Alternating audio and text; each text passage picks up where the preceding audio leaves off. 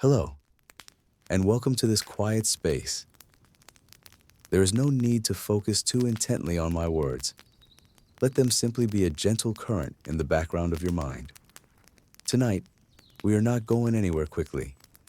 We are not rushing to a destination. We are simply traveling. Our journey takes place on a road that was never truly a road. Imagine not a line on a map, but a delicate, sprawling web, a network of threads woven across the vast, silent canvas of the ancient world. These were the pathways, the caravan tracks, the mountain passes known collectively as the Silk Road. For thousands of years, this network was the artery of the Old World, pulsing with a slow, steady, and almost imperceptible rhythm. It was a conduit not just for goods, but for ideas, for beliefs, for stories, and for silence. A silence that stretched for 1,000 miles between one oasis and the next. So let your body grow heavy. Let your breathing become slow and deep. Our journey begins not with a step, but with a single, impossibly fine thread. A thread that was once the most closely guarded secret in the world. Chapter 1. The Secret of the Thread. For centuries, the world outside of China knew only the finished product. A fabric that shimmered like captured moonlight, that flowed over the skin like cool water, that held colors with a vibrancy that seemed almost magical. Roman patricians would pay its weight in gold, utterly mystified as to its origin. Some believed it was harvested from the fleece of a special plant. Others imagined it was combed from the iridescent feathers of a mythical bird. The truth was far more patient and far more profound. The secret began with a tree, the humble mulberry tree, and a creature, the small, unassuming silkworm, Bonxby Mori. The legend whispers of an empress, Lizu, sitting for tea in her garden beneath a mulberry tree, when a cocoon dropped into her hot cup. As she fished it out, she found she could unravel a single, strong, beautiful thread from the softened pod. Whether the legend is true is lost to time. But the process it describes became the foundation of an empire's wealth. Imagine, for a moment, the quiet industry of sericulture. Vast groves of mulberry trees, their leaves a specific, succulent green, cultivated solely for this purpose. Inside temperature-controlled rooms, thousands upon thousands of trays, each holding a legion of tiny, pale silkworms. For nearly a month, their entire existence is a single, continuous act of consumption. The only sound in these rooms would be a soft, collective, papery rustle. The sound of countless tiny mandibles methodically eating mulberry leaves. They eat until they have grown 10,000 times their original weight. Then, a quiet instinct takes over. The worm begins its great work. From two glands, it extrudes a liquid protein that hardens upon contact with the air. Rotating its body in a steady, figure-8 motion, it spins this single, continuous filament around itself, constructing its own sanctuary, its own tomb, a cocoon of pure raw silk. The process is one of quiet, natural artistry, but the human process that follows is one of immense, painstaking labor. The cocoons are steamed or boiled. This is not for cruelty, but for practicality. It softens the gummy saracen that binds the thread, and it ensures the moth does not emerge, for that would break the precious, unbroken filament. Workers, usually women, would stand over tubs of hot water, their fingers becoming wrinkled and sensitive. With a delicate brush, or simply with their bare hands, they would find the single, elusive end of the filament on a floating cocoon. Once found, this thread, almost invisible to the eye, would be attached to a reel. Then, the slow, steady work of unwinding would begin. The wheel turns, and the cocoon dances on the surface of the water as its single kilometer-long thread is gently pulled free and spooled. Several of these impossibly fine filaments were then twisted together to form a single, stronger thread, which was then cleaned, bleached, and dyed in brilliant colors derived from minerals and plants. Only then was it ready for the loom, where master weavers would transform these threads into the legendary bolts of silk, brocade, damask, and gauze. This entire, methodical, labor-intensive process, from the first leaf to the final bolt of fabric, was the secret. A secret protected by imperial decree on pain of death. And it was this material, born of patience and silence, that was now ready for its long, arduous journey westward. Chapter 2. The Gathering of the Caravan. A journey of this magnitude did not begin with a single step, but with months of meticulous preparation. In the bustling market cities of Chang'an or Lanzhou, a lead merchant would begin the slow process of assembling a caravan. This was a feat of logistics, finance, and human relationships. The first and most critical choice was the animals. The undisputed master of the Silk Road was the Bactrian camel. Stronger and more resilient than its single-humped Arabian cousin, the Bactrian was a marvel of biological engineering. Its two large humps were reservoirs of fat, providing sustenance when food was scarce for days or even weeks. Its thick, shaggy coat insulated it from both the scorching daytime sun and the freezing desert nights. It had long eyelashes and nostrils that it could seal shut to protect against blinding sandstorms. And its wide, two-toed feet acted like snowshoes, distributing its weight perfectly so that it would not sink into the soft, shifting sands. These were calm, stoic, and sometimes cantankerous creatures. Choosing healthy, seasoned animals was paramount. Their teeth were checked, their legs examined, their temperament observed. Once the camels were acquired, they were slowly laden. This was a science of balance and geometry. A mature camel could carry hundreds of pounds, but the weight had to be distributed perfectly. The precious silk, wrapped in canvas and leather, formed the core of the cargo. But it was far from the only thing being carried west. Chests of fragrant tea leaves, intricate porcelain vases packed in straw, blocks of valuable jade, and spices like cinnamon and rhubarb were all carefully loaded. But the caravan carried more than just goods for trade. It had to be a self-sufficient, mobile community. Heavy sacks of millet and dried beans, wheels of hard cheese, and bricks of compressed tea that served as both a drink and a currency. Water was carried in dozens of goatskin bags, which kept it cool but gave it a distinct, leathery taste. Tools for repairing harnesses, spare axles for the few carts, and cooking pots were all packed away. And then there were the people. A caravan was a microcosm of society. There was the lead merchant, who owned the cargo and negotiated the deals. There were the rugged, weather-beaten camel drivers, men who knew the animals intimately and could read the desert landscape like a map.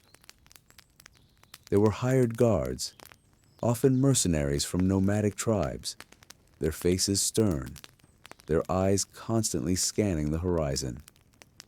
There might be a young apprentice, learning the family trade, his eyes wide with a mixture of fear and excitement. And there might be travelers too. A Buddhist monk on a pilgrimage, his only possession a robe and a begging bowl, joining the caravan for safety. Together, this slow-moving community would gather at the city gates, a chaotic collection of men, animals, and goods. And then, at dawn on a designated day, with the sound of bronze bells and the low groans of the camels, they would turn their faces to the west and begin. Chapter 3. The rhythm of the road life on the road quickly settled into a deep, unvarying, and monotonous rhythm. This rhythm was the key to survival. The day began before the sun. In the deep, cold, pre-dawn gray, the camp would stir. The men on the night watch would wake the others. There was no sound but the whisper of the wind and the soft snuffling of the resting camels. A small fire would be coaxed back to life, not for warmth, but for a simple breakfast. A handful of roasted millet or a piece of stale flatbread, washed down with a cup of bitter tea. Then came the slow, methodical process of breaking camp. Bedrolls were tied, cooking pots were cleaned with sand and packed away. The most laborious task was loading the camels.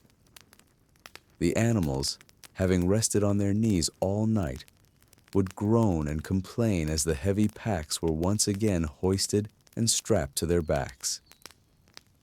The camel drivers would murmur to them in low, soothing tones, their voices a familiar comfort.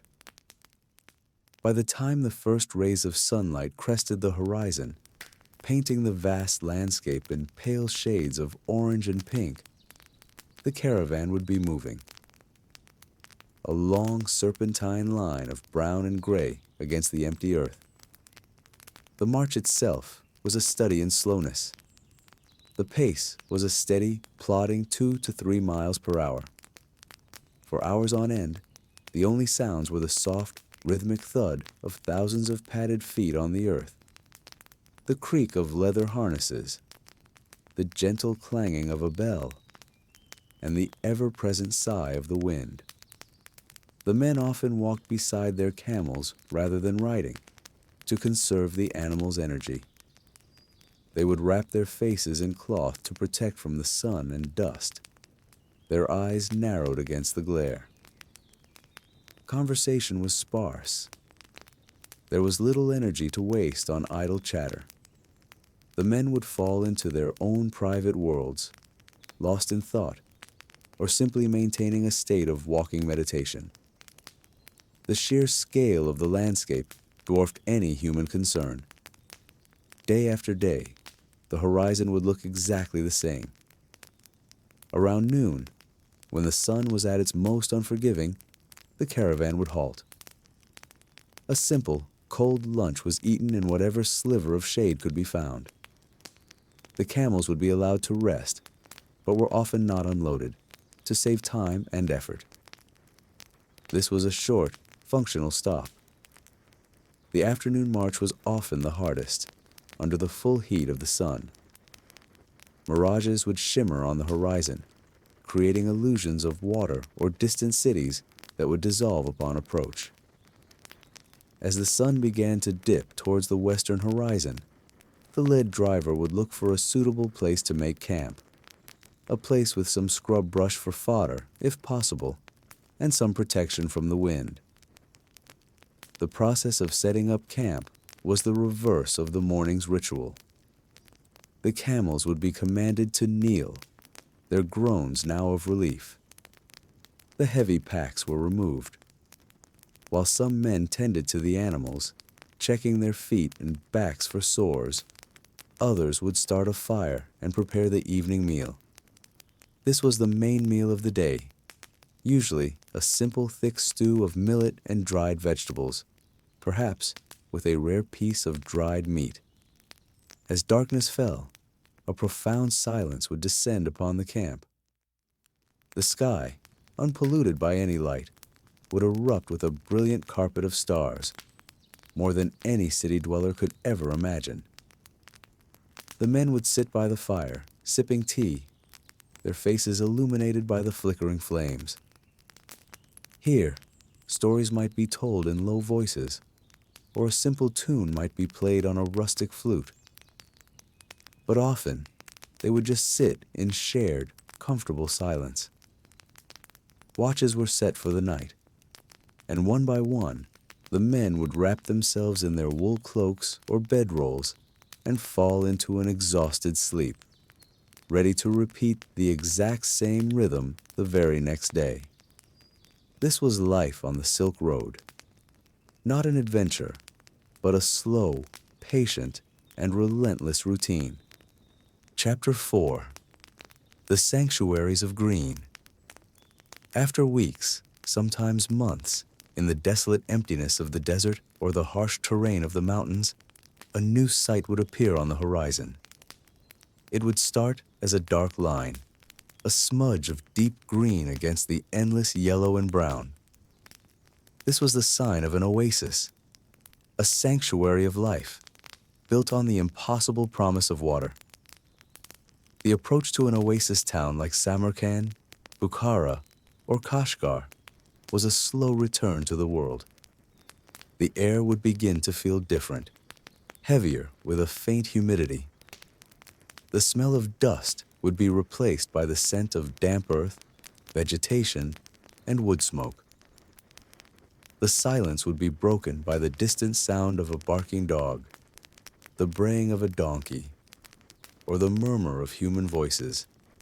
For the men of the caravan, the sight of the town's mud brick walls and the lush canopy of its orchards was a profound relief. The pace would quicken slightly, the camels seeming to sense the proximity of rest and water. Passing through the town gates, they would enter another world. The chaos and noise of the bazaar would be overwhelming at first, but their destination was a quieter place, the caravanserais. The caravanserai was an institution built for the road.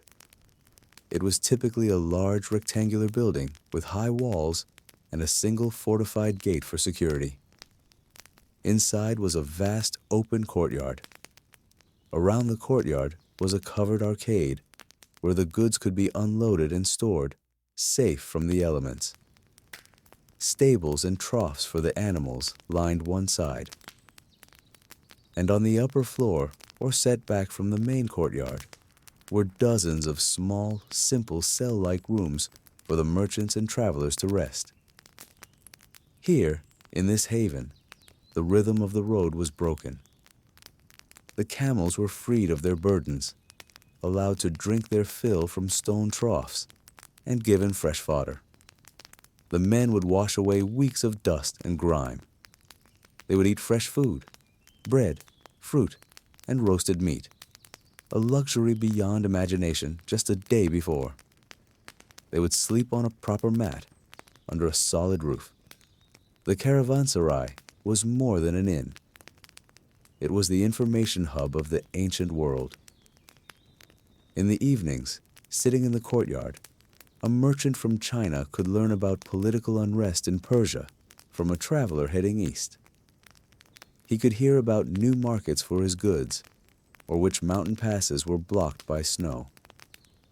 News that would take years to travel by official means was exchanged here in a matter of hours.